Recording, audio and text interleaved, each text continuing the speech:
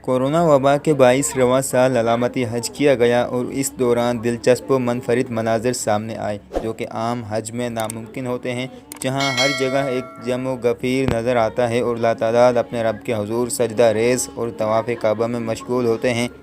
حج کے دوران لی گئی ایک ایسی تصویر انٹرنیٹ پر وائرل ہو رہی ہے جس میں ایک خاتون کو دنیا کی خوش قسمت ترین خاتون قرار دیا جا رہا ہے۔ یہ خاتون خانہ کعبہ کے سامنے اکیلی عبادت میں مصروف ہے اور اس وقت اس کے سوا مطاف کعبہ میں کوئی دوسرا شخص دکھائی نہیں دے رہا۔ ایسے منفرد لمحات حضرت آدم علیہ السلام کے روئے زمین پر آنے کے بعد شاذ و نادر ہی رونما ہوئے ہیں کہ کسی مومن نے تنہا کعبہ کا طواف کیا ہو۔ یہاں یہ بات قابل ذکر ہے کہ رواں سال کورونا وبا کے باعث علامتی حج کیا گیا اور اس دوران حجاج کرام میں کورونا کا کوئی مریض سامنے نہیں آیا، مگر کعبہ کے سامنے پرسکون انداز میں کھڑے ہو کر دعا کرنا کسی نعمت یا معجزے سے کم نہیں۔